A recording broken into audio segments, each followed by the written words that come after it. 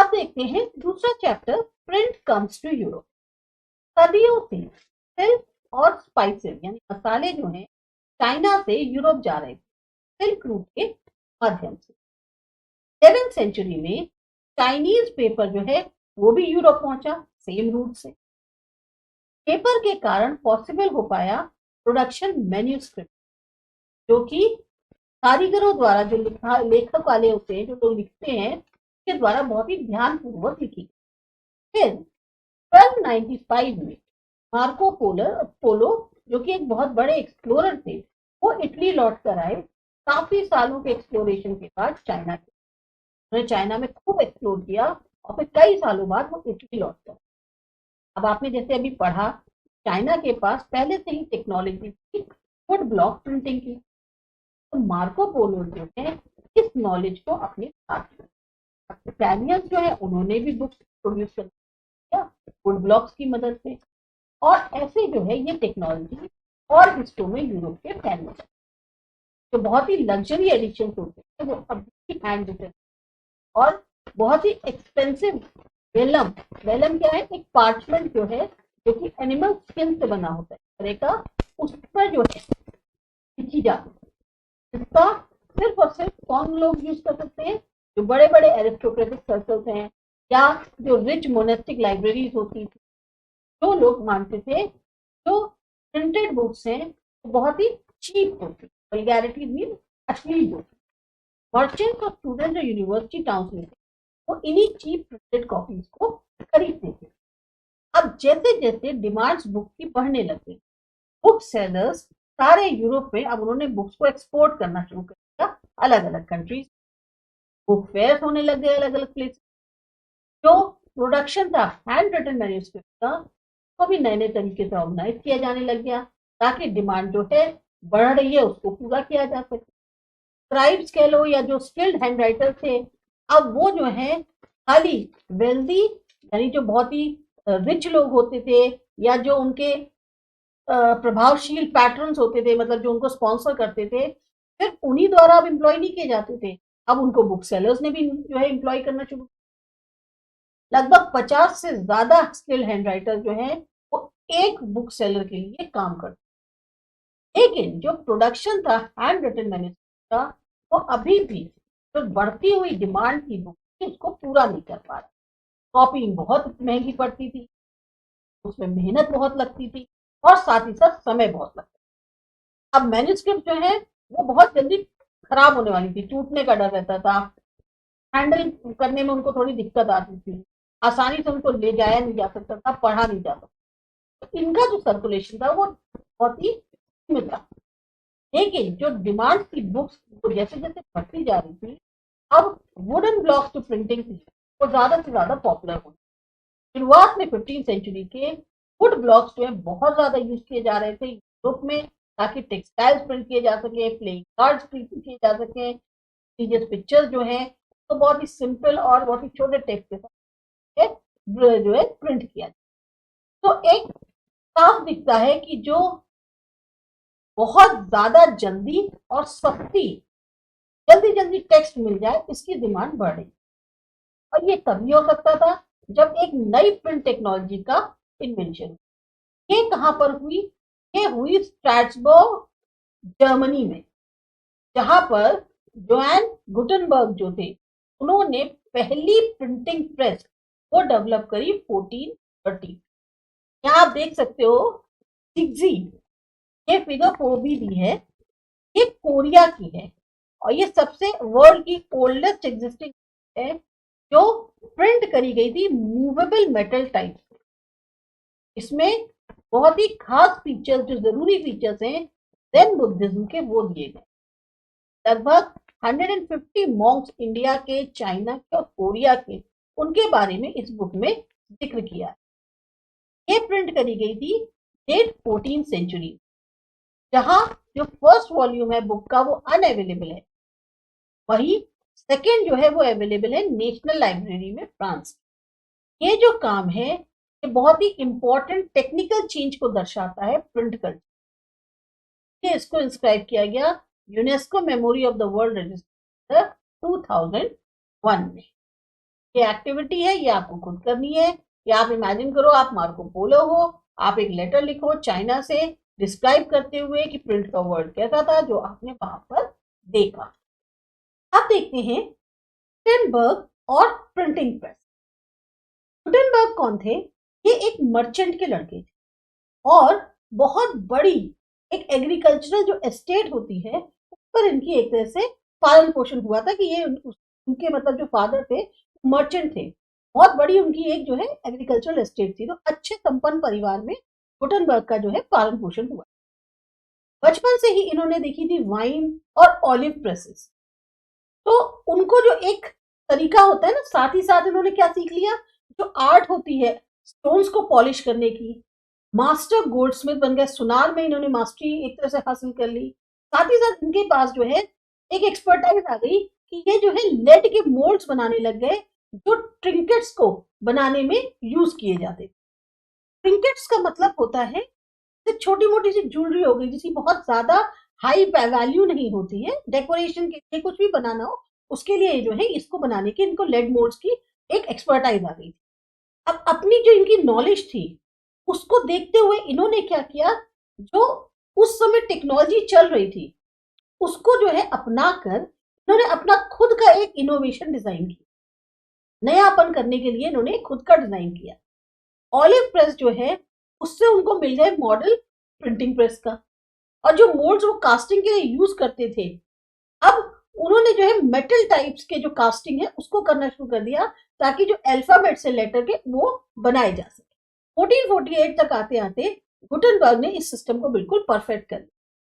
जो सबसे पहली बुक उन्होंने प्रिंट करी वो बाइबल थी।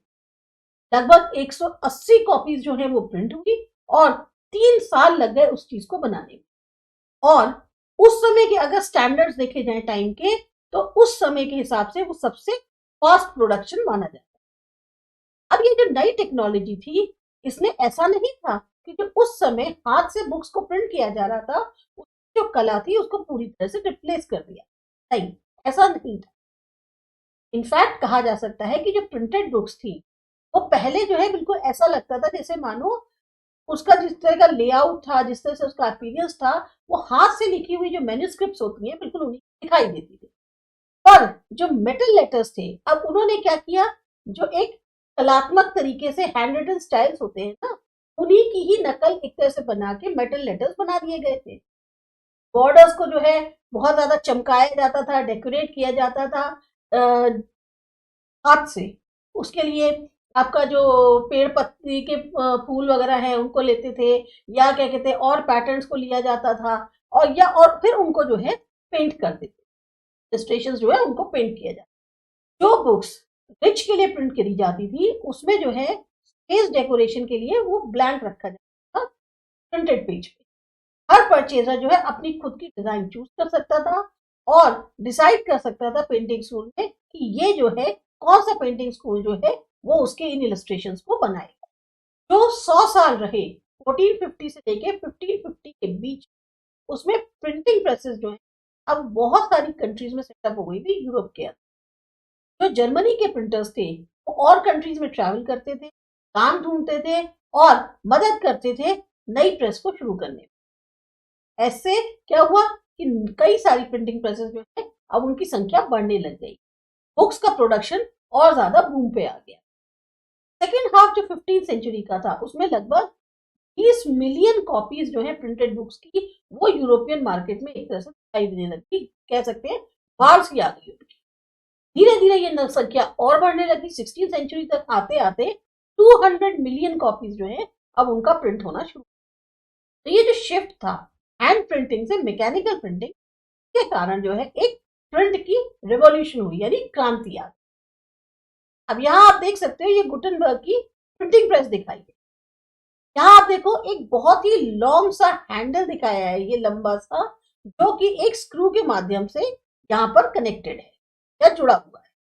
ये हैंडल का इस्तेमाल करा जाता था स्क्रू को घुमाने के लिए और प्रेस करने के लिए प्लेटिन, ये जो प्लेटिन है इसको दबाने के लिए प्रिंटिंग ब्लॉक के ऊपर इसका इस्तेमाल किया जाता था। जो शीट के ऊपर जो गीली गीली जो क्या कहते हैं पेपर होता था उसकी शीट के ऊपर जो है इसको रखा जाता था।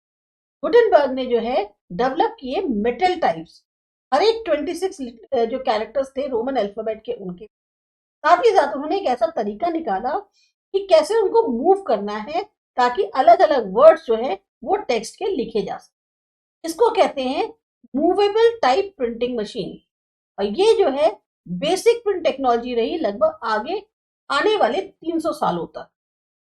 अब बुक्स जो है बहुत और तेजी से क्या कहते हैं बनाई जा सकती थी, जैसे कि पहले हर एक जो प्रिंट का ब्लॉक होता था वो प्रिपेयर किया जाता था और फिर जो है एक कार्विंग करी जाती थी वुड के जो पीस है उसके ऊपर हैंड से।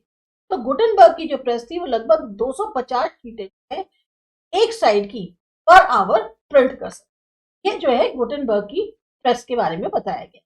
अब यहाँ आपको एक वर्ड यूज किया है ये प्लेटन। प्लेटन का बेसिकली इन्होंने बताया है जो लेटर प्रेस प्रिंटिंग होती थी उसमें प्लेटन एक तरह का बोर्ड था जो कि प्रेस किया जाता था पेपर के पीछे वाले हिस्से ताकि उसका जो इंप्रेशन है उस टाइप से उसके ऊपर छप जाए। पहले क्या होता था ये वुडन बोर्ड होता था, बाद में ये जो बोर्ड है वो स्टील का हो गया। अब इसी तरीके से आप यहाँ देख सकते हैं फिगर 7 में इन्होंने पेजेस दिए हैं गुटेनबर्ग बाइबल के, जो फर्स्ट प्रिंटेड बुक थी यूरोप के अंदर। गुटेनबर्ग ने 180 कॉपीज जो है प्रिंट करी और उसमें से सिर्फ 50 थी जो सरवाइव कर पाई। अगर आप जो पेजेस हैं गुटेनबर्ग की बाइबल के इनको देखो ध्यान से, ये खाली प्रोडक्ट ही नहीं मानी जा सकती नई तकनीक का। जो टेक्स्ट प्रिंट हुआ था उसमें जो है नई जो गुटेनबर्ग की प्रेस थी उसमें जो टेक्स्ट प्रिंट हुआ मेटल टाइप से वो भी था, साथ ही साथ जो बॉर्डर्स थे वो बहुत ही केयरफुली डिजाइन किए गए, पेंट किए गए और उनको जो है उनमें ग्लो दिया गया हैंड के द्वारा, आर्टिस्ट जो थे उन्होंने। कोई भी दो कॉपी ऐसी नहीं थी जो सेम होती, हर पेज जो है हर एक कॉपी का वो अलग होता था।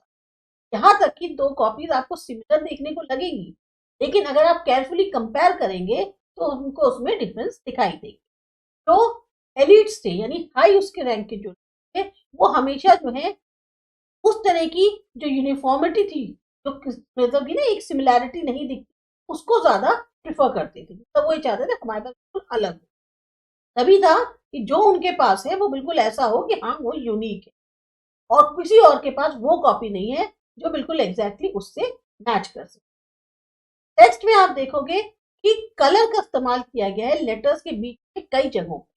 इसके दो कारण थे, एक तो इससे पेज में कलर आ गया और होली वर्ड्स जो हैं सारे के सारे वो हाईलाइट कर दिए गए ताकि उनकी जो इंपॉर्टेंस है उस पर जोर दिया जा सके। लेकिन जो कलर था हर एक पेज पर टेक्स्ट पे उसको ऐड किया गया हैंड की मदद।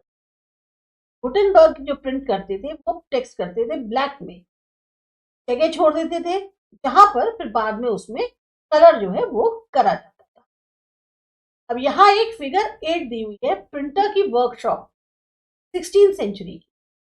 ये जो प्रिंटर की पिक्चर है ये आपको दिखा रही है एक प्रिंटर की शॉप जैसी 16th सेंचुरी में दिखती।